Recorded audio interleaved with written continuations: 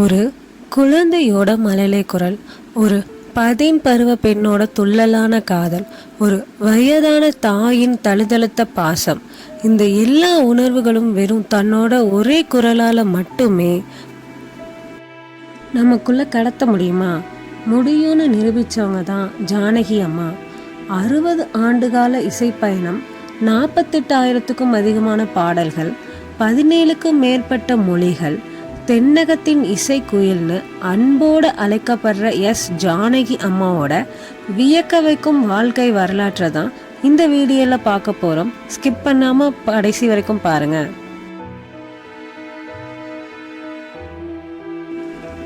1938 April 23 Andhra மாநிலத்தில் இருக்கிற குண்டூர் மாவட்டத்தில் ஒரு தெலுங்கு குடும்பத்தில் பிறந்தாங்க ஜானகி அம்மா. இவங்களோட அப்பா ஸ்ரீ ராமமூர்த்தி ஒரு ஆயுர்வேத மருத்துவர், அப்புறம் அவர் ஒரு டீச்சரும் கூட.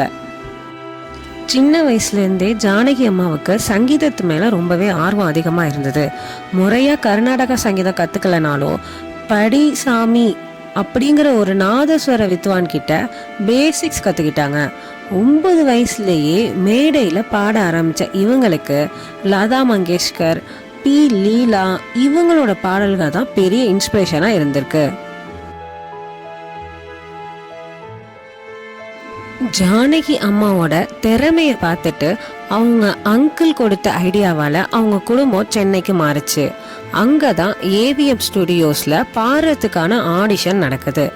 1957 விதியின் விளையாட்டு அப்படிங்கிற தமிழ் படத்தில் முதலாக பின்னணி பாடகிய அறிமுகமாகறாங்க. அறிமுகமான அதே வருஷத்தில் தமிழ், தெலுங்கு, மலையாளம், கன்னடம்னு 6 மொழிகளிலையும் பாடி அசத்திருக்காங்க.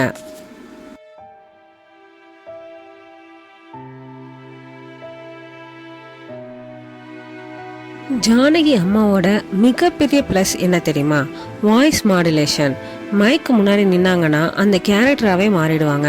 16 வயதிலே படத்தில் ஸ்ரீதேவிக்காக செந்தூர பூவை பாடும்போது அவங்களுக்கு வயசு 40க்கு மேலே, ஆனால் பாட்டை கேட்டால் 16 வயசு பெண் பாடுற மாதிரி இருக்கும். அதுபோல் சம்சாரம் அது மின்சாரம் படத்தில் வர ஜானகி தேவி ராமனை தேடி பாட்டில் அவங்க கொடுத்த எக்ஸ்பிரஷன்ஸ் எவர் கிரீன். தமிழ் சினிமாவில் இளையராஜா, எஸ்பிபி, ஜானகி இந்த 3 பேரும் கூட்டணி அமைச்சா அந்த பாடல் எல்லாமே ஹிட்டு தான். எஸ்பிபி சாரும் ஜானகி அம்மாவும் சேர்ந்து பாடின டூயட் பாடுக இன்னமுமே நம்ம மனசில் நிற்குது. தமிழ், தெலுங்கு மட்டும் இல்லாமல் மலையாளத்துலேயும் இவங்க நிறைய பாடல்களை பாடியிருக்காங்க. இவங்க வாங்கின அவார்டுக்கெல்லாம் கணக்கே கிடையாது.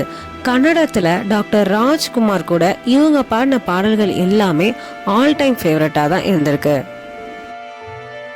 இந்த அசாத்திய திறமைக்காக 4 தேசிய விருதுகளும் 30க்கும் மேற்பட்ட மாநில அரசு விருதுகளும் இவங்க வாங்கியிருக்காங்க. விருதுகளை தேடி ஜானகி அம்மா போனதே இல்லை. 2013 இந்திய அரசு இவங்களுக்கு பத்மபூஷன் விருதை அறிவிச்சது. ஆனால் ஜானகி அம்மா அதை வாங்க மறந்துட்டாங்க. தென்னிந்திய கலைஞர்களுக்கு தகுந்த அங்கீகாரம் ரொம்ப லேட்டாக தான் கிடைக்கிது அப்படின்னு இவங்க அந்த அவார்டு வாங்க மறுத்துட்டாங்க. இசையே தன்னோட மூச்சா சுவாசித்த ஜானகி அம்மா வயது மூப்பு காரணமாக 2026 ஜூலை 11 இந்த உலகத்தை விட்டு பிரிஞ்சாங்க. அவங்க உடல் மறைஞ்சாலும் தலைமுறை தாண்டியும் அவங்க பாடின பாடல்கள் மூலமாக நம்ம மனசில் வாழ்ந்துக்கிட்டே தான் இருப்பாங்க. உங்களுக்கு ஜானகி அம்மா பாடின பாடல்களில் எந்த பாட்டு ரொம்ப பிடிக்கும்?